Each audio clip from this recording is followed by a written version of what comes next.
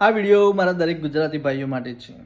પહેલાં આપણા ગુજરાત માટે એવું કહેવાતું હતું કે ગુજરાતીઓના તો લોહીમાં જ ધંધો હોય છે, પણ હવે એવું નથી રહ્યું।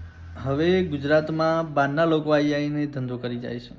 રાજસ્થાન, MP, UP, બિહાર ત્યાંથી લોકો આવીને પાણીપુરી વેચી, છોલે ભટુરે વેચ્યા, નાની મોટી દુકાન ખોલી, કપડાની દુકાન ખોલી, નાનો મોટો ધંધો કર્યો અને એમને પોતાનું અહીંયા ગુજરાતમાં ઘર વસાવ્યું, ગાડી લીધી અને અમુક લોકો તો નહીં પણ ઘણા બધા લોકો તો અહીંના પરમેનન્ટ રહેવાસી થઈ ગયા અને પોતાની જમીન પણ ખરીદી લીધી। અને ગુજરાતીઓ શું કરે છે?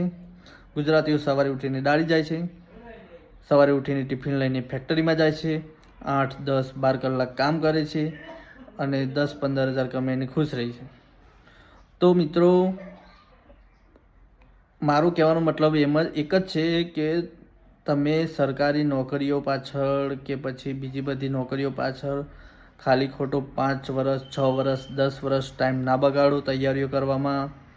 તમને સરકારી નોકરી કરવાનો શોખ હોય તો 1-2 વર્ષ મન લગાવીને ફૂલ ફોકસથી તૈયારી કરો અને જો ના લાગો તો નાનો મોટો ધંધો શરૂ કરી દો।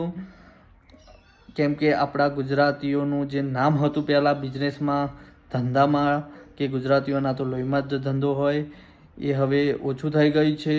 લોકો પોતાની જીવનનો, પોતાની લાઈફનો 5 વર્ષ, 10 વર્ષ જેટલો અમૂલ્ય સમય ખાલી ખોટી સરકારી નોકરી મેળવવામાં વેડફી નાખે છે। અત્યારે ખાલી જે ગુજરાતીઓનું નામ હતું ધંધામાં એ ખાલી અમુક 4-5 માણસોએ જ સાચવી રાખ્યું છે। અદાણી, અંબાણી જેવા લોકોએ અને નરેન્દ્ર મોદીએ જે પોલિટિક્સમાં ટોપ ઉપર ગયા। તો મિત્રો, ધંધો શરૂ કરો, ધંધામાં પણ બહુ ઓપોર્ચ્યુનિટી છે, બહુ પૈસા છે। બહારના લોકો અહીંયા આવીને લાખો કરોડો રૂપિયા કમાઈ ગયા અને ગુજરાતીઓ પાછળ રહી ગયા।